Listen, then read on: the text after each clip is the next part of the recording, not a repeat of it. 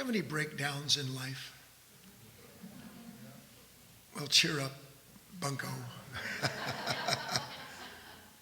I'm going to explain something to you in less than a minute and a half. That should bring an end to all of that conflict and pain that is so pervasive in everyone's life. Everything that hurts you and your relationships with others, including others, meaning the situations you're in, the conditions you face, is because of a breakdown in communications. It doesn't occur to us because our minds are so consistently occupied with everything, all the remnants of the day of our life, unraveling in reel after reel, that we're so fascinated we sit and stare into the space. We have no contact with the present moment at all.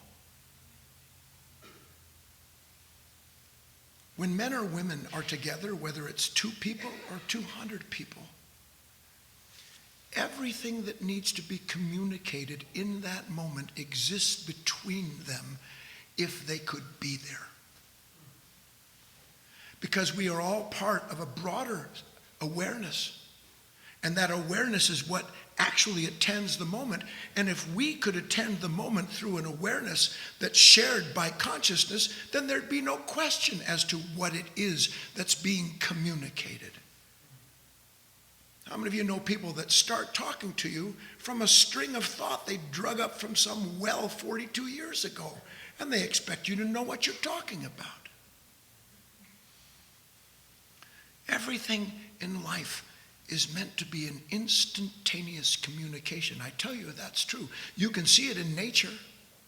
Little Tia and Titus, the 2 little deers, baby deer. Now, when they're sitting there and I'm feeding them, they're engrossed in their apple or their cob. But man, they hear a sound, whoop.